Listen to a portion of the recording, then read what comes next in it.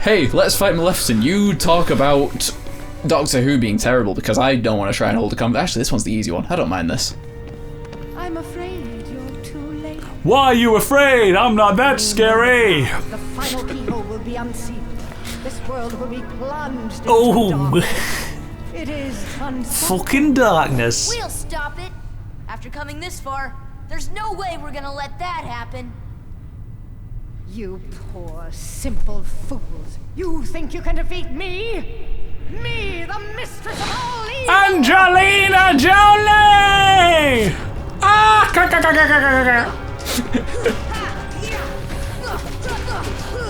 So, do you want to know what is easily the two worst things about this series of Doctor Who? Go on. Because on top of what I mentioned, everything else is just like, some boring writing, boring episode concepts and stuff like that. Yeah.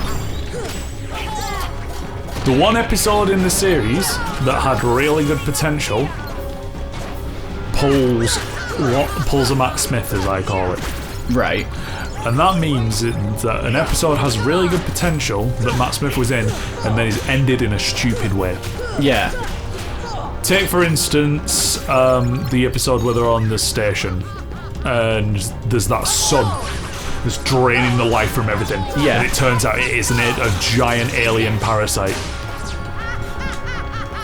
And the Doctor realises it needs memories. It feeds off memory. Yeah. So he's like, well, I have memories to last 1,000 lifetimes. Yeah. That's a cool way to kill the character in the end, to be like, this is too much for you. Yeah. And it goes to show, like, because this was like the second episode with Clara in it or something, like as the actual companion. So it was a good way for Clara to see that's what Doctor Who is. That's who the Doctor is. Yeah. But instead, it's like, oh no, I'm not strong enough. What is strong enough? How about this leaf from a book that has potential memory? Can't beat that logic, can you? So he's like, oh, you're right. For. Wow, that's garbage. And then another episode of Matt Smith's as well, and this is even more similar to the one I'm going to mention, where they go to an alternate reality. There's like this house, and they think it's haunted, but what it is actually is this other reality slowly like seeping into it. Yeah. Oh, is that the one with the mold in the ceiling? Yeah, I believe so. It was a Christmas one, wasn't it? I remember that vaguely. No, then with Matt Smith. I think it was. Let me just finish what I'm saying then.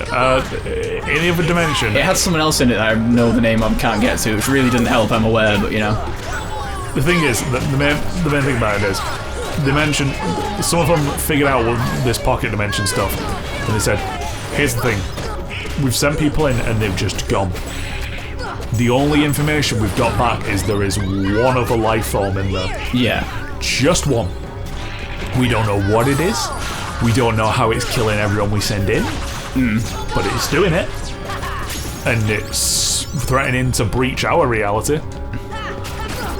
And then, for the entirety of the episode, you never see the other reality at all. Yeah. Right up until the end, when Matt Smith has to go in there. Because he changes places with Clara, I think, or something like that, who's been stuck in there. So he goes in the reality, this other pocket dimension, that's crumbling, and it just goes quiet, and he's just in this weird misty wood where all the trees are exactly straight up, and it's like, it looks like somewhere that couldn't exist. It looks too like fantasy to be like a real place, but it's eerie enough, and you start hearing this thing, and it's like, oh fuck, and he's just like looking around, and it's just constantly quiet. And then somewhere along the line, he figured out something that was never shown to the audience. Yeah. Is that there's another one of these things on our side, and all they want to do is get back together with each other. Yeah. And then they show the fucking monster, and it's this weird turtle with a fucking old man head. Okay. Yeah, no thanks, that's dumb. And you're like, oh. So close. That was the thing about, like... And a good example of that, even, go back to David Tennant, that episode where they're on the train. Yeah. And they never show the monster. Yeah. And at the end, they even pull the like, did anyone know the name of the woman who like sacrificed herself even? And they're like, no. That kind of thing. And it's like, it was just a horrific episode. Yeah. And that was cool. By the way, Maleficent's dead. Yeah, not really though. I remember the Thing did that as well. Because the original Thing was great because you never actually saw the Thing. You just saw it like mutating into other stuff. And then the reboot happened, you saw it frozen in ice and it started ruining the whole thing. And that was, I mean, it's an okay remake. Not remake, but like reboot, prequel thing. And it was like, it was only ever okay because of that. New series rolls about. New series features an episode where, once again, there is an alternate dimension. It is a mirror dimension. Yeah. Connected by these weird labyrinthian cave systems. Yeah. Between worlds with these fuck-off crazy moths in there. Alright, sure. That's like some classic Doctor Who stuff. Whatever. They're like these flesh-eating moths that you need these special lamps to leave you alone and shit. Fair enough. That's pitch black. Yeah. We've done that. Cool. Fine with it. There's a blind girl in our version of reality in the house. And she's been hearing the monsters. Yeah. Outside. She doesn't know where her dad's gone. They go to this mirror reality and they think they're going to find like whatever these monsters are that have been going through. Turns out the mirror reality is just where the dad has gone. Yeah. He's gone there because his wife is alive in that reality. And he's left a radio or like speakers playing these monster noises back there so that the daughter wouldn't try and leave, so that she'd be safe in the house. Okay. Interesting concept. Not quite where we thought it was going to go, but alright. Mirror reality is creating things that people want to see so that they'll stay in that reality. Yeah. But that reality is collapsing. Yeah. And so anyone who stays there like suffers, and it's these aliens that just don't want to be alone as they're dying. Doctor manages to figure it out, manages to potentially save them. They don't get exactly the ending they wanted. Yes, a keyblade. All these bright lights go off. Suddenly she's in a room with a frog. Wait, Frog's like, thank you for helping us. Thank you for helping us. We're very grateful. Thank you. Now, hold on, what? I'm a frog. I'm not just a frog. Become darkness itself. Like, you'll never hear me say this, but imagine a scenario where it would have just been better if they went with CGI. It is like this little puppet frog on a chair that one of its legs is way too nailed down to it. Yeah. Because it's like sort of deflated on one side and it's just like flappy mouth like, oh, thank you for helping me. Jesus Christ. It was laughable. I was like, how did they let this happen? So now we get to... Oh, hey, Maleficent Dragon. Yeah. We're glossing over you. boss fight. Yeah, and it's unfortunate because this is a really good part of the game. Yeah. It's just we're on this tangent and I need to finish it. Yeah, go for it. I mean, here we go. It's long. Worst part of the episode. Hey, guess what the one thing we all wanted not to happen in this series featuring a female doctor would be? Moment where a female doctor goes, you're only saying that because I'm woman. Almost like the writers are trying to come through the fucking TV to you. It happens so often. It happens so often. Yeah, because they have and there is this entire, like, there's like an episode where they're like on Pendle Hill. Yeah. And it's these witches and stuff. It's like all witch hunting and stuff like that. And there is this moment, there is 4 moments in the episode where she's having a really heartfelt talk to one of the characters about, oh, but woman. And you're like, give it a fucking break, come on. Because, like, the thing is, it loses all benefit when you are doing it just to virtue signal, doesn't it? Yeah. It ruins the point. I'll show you afterwards so you know, but I want you to put in a clip from Sonic Boom of all things, the TV show. I might not be able to. Because copyright. Alright, copyright and stuff. Yeah, fair enough. Like, I know it's Sonic, but you know, I'm not getting a strike for fucking Sonic Boom. Here's the thing, there's literally a moment in that show where, or maybe I'll have you draw up a really badly drawn version of it, some shit on the screen. Where just as a throw-off joke, they're playing football. Amy's about to kick the football, and she goes, Here comes Amy Rose to like destroy all preconceptions of women in sport and show everyone. And Does she fucking whiff it? And then Knuckles folds his arms and goes, "Now see, the merit of any females doing things that are important are immediately like made moot when it's mentioned that they're trying to do it to break the glass ceiling." Yeah. And everyone just stops and looks at him. And he goes, "I can be an idiot and a feminist." Yeah! It's essentially on that gist. I'm butchering the actual quote, but like, in fact, give me a second. I mean, you have time if you want to find this quote. Because, like, by all accounts, Sonic Boom, the TV show, isn't that terrible. It's a good show.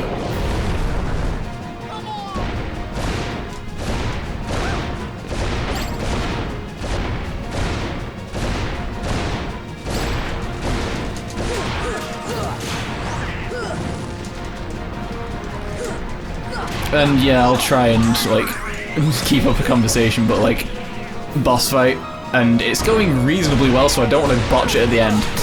Yeah, you're doing good. Because the thing is, it uses a lot of the same tricks as, I don't want to give away the boss fight, but it uses a lot of the same tricks as one of the boss fights in 2, which I've, 1, played more recently, 2, I like more.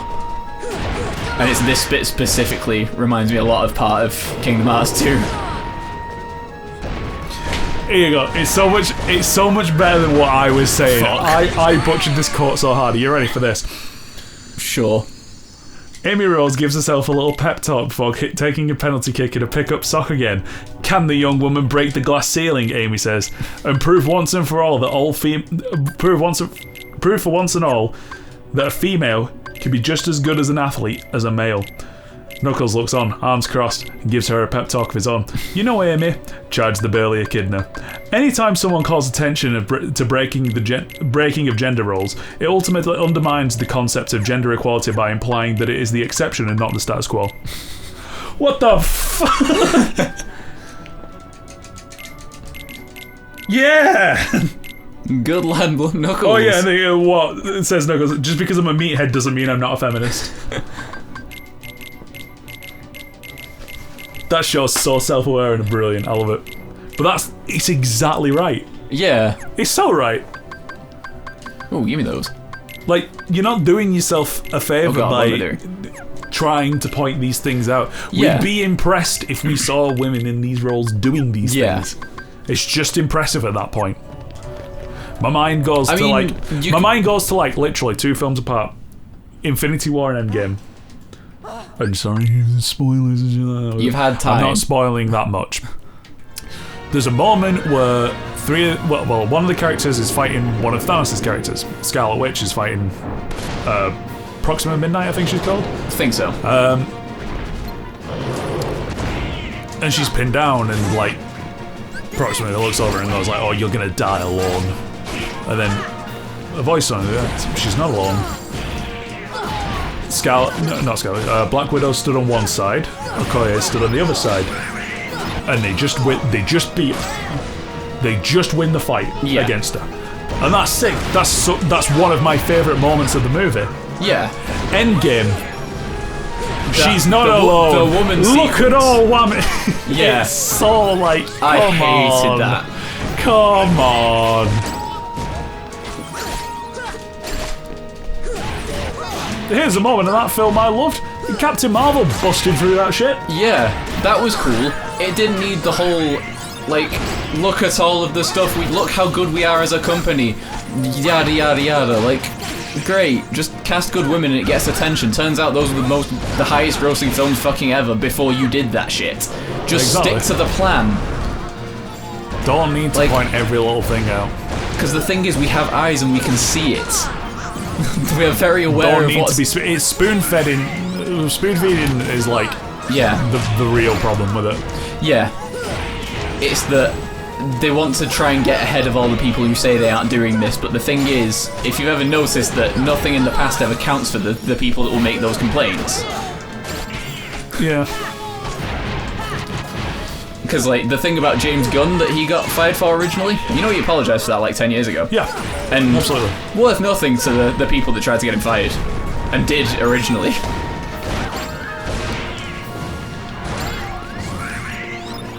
Oh man, don't you love the planet? There's times I think I don't want to live on this world anymore. There are times I wish we'd just like leave Greta Thunberg alone and just let the planet burn. I don't actually believe that like humanity's terrible and we should all be purged. It's fine. But we'll be okay. But no way, Jeremy Clarkson said, big baby, shut up and go back to school. Oh god, that's the best thing. You know her daughter Emily fucking drags her all the time on Twitter. It's great. This is the man that punched a producer over not getting a warm sausage roll. I mean, the thing is, like, if you've done a huge filming session in, like, whatever cold place you were, I can understand being upset at the producer for getting nothing in at the end of it. I maybe wouldn't punch them. Like, there are ways to express... Spoiled child! Begone! There are ways to express anger and disappointment Me that drive don't the fast involve... car and say the fun thing, haha. This sucks. You died again. No, next time. So the whole point of using strike rate is you get iframes, which doesn't help you when you're stuck in the fire already. Smashing.